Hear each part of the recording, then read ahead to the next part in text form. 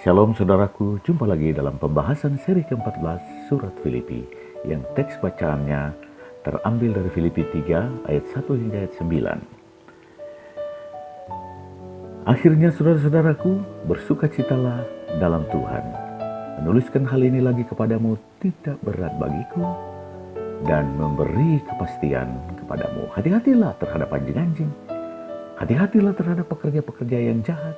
Hati-hatilah terhadap penyunat-penyunat palsu. Karena kitalah orang-orang bersunat yang beribadah oleh Roh Allah dan bermegah dalam Kristus Yesus dan tidak menaruh percaya pada hal-hal lahiriah. Sekalipun aku juga ada alasan untuk menaruh percaya pada hal lahiriah. Jika ada orang lain menyangka dapat menaruh percaya pada hal lahiriah, aku lebih lagi disunat pada hari ke-8 dari bangsa Israel, dari suku Benyamin, orang Ibrani asli. Tentang pendirian terhadap hukum Taurat, aku orang Farisi. Tentang kegiatan, aku penganiaya jemaat. Tentang kebenaran dalam menaati hukum Taurat, aku tidak bercacat. Tetapi apa yang dahulu kuanggap keuntungan bagiku, sekarang kuanggap rugi karena Kristus. Malahan segala sesuatu kuanggap rugi karena pengenalan akan Kristus Yesus Tuhanku lebih mulia daripada semuanya. Oleh karena dialah aku telah melepaskan semuanya itu dan menganggapnya sampah supaya aku memperoleh Kristus dan berada dalam Dia, bukan dengan kebenaranku sendiri karena menaati hukum Taurat, melainkan dengan kebenaran karena percaya kepada Kristus, yaitu kebenaran yang Allah anugerahkan berdasarkan kepercayaan. Haleluya. Kita berdoa. Bapa di dalam surga, dalam nama Tuhan Yesus, buka hati dan pikiran kami bagi firman-Mu dan bersabda bagi kami dalam nama Yesus. Amin. Kebanggaan yang palsu adalah judul renungan kita hari ini. Saudara, apa yang dapat membuat Anda bangga atau berbesar hati dan berpuas diri? Apakah karena Anda OAP, orang asli Papua? Di kalangan anak muda, apakah karena engkau memiliki pacar yang ganteng atau cantik atau kaya, punya mobil atau minimal punya motor? Ibu-ibu dan bapak-bapak terkadang bangga atas capaian-capaian tertentu dalam hidupnya, entah karirnya, usahanya, atau pendidikan anak-anaknya, dan seterusnya, dan seterusnya.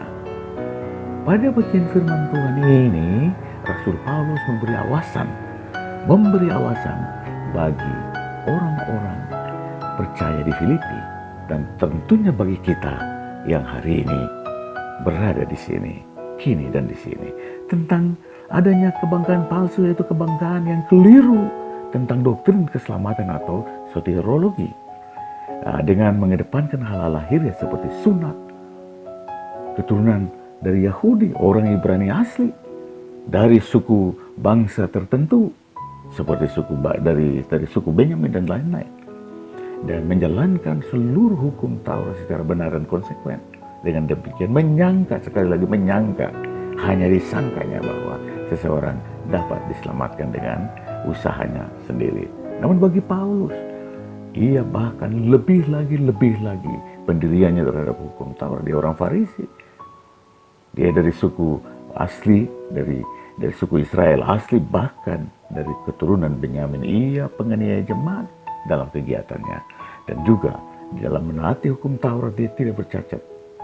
Namun bagi Paulus itu dianggapnya sebagai kerugian, bahkan sampah, oleh karena pengenalannya akan Kristus sebagai Tuhannya. Sekali lagi, Kristus sebagai Tuhan. Haleluya. Dan inilah yang akan mematahkan semua kebanggaan palsu. Nah, manakah kebanggaan yang sesungguhnya? Bagi Paulus, kebanggaan hakikinya adalah pengenalan yang sesungguhnya akan Yesus Kristus sebagai Tuhan. Karena itulah yang sudah disampaikan oleh Yesus dalam Markus 8 ayat 36 bahwa untuk apa? Apa gunanya seorang memperoleh sisi dunia ini jika kehilangan nyawanya? Saudara, sejak awal orang sudah salah kaprah tentang kebenaran Kristus karena pemahamannya yang keliru. Mereka memandang keinsanian Yesus tanpa melihat memahami keilahiannya. Seperti seorang Arius dengan Arianismenya pada masa silam. Dan para teolog pinggiran jalan dewasa ini yang memahami Kristus sepotong-sepotong, menganggap Kristus bukan Allah, hanya ciptaan, bukan pencipta. Lalu dengan bangga mereka menggugat ketritunggalan Allah dan seterusnya. Saudara, itulah yang disebut kebanggaan palsu karena menggugat yang maha kudus, yang maha kuasa, yang maha mulia dengan tuduhan-tuduhan palsu dan murahan. Kepada para penyesat seperti itulah Rasul Paulus meminta jemaat di Filipi untuk ekstra hati-hati berwaspada terhadap anjing-anjing, pekerja-pekerja jahat dan penyunat palsu.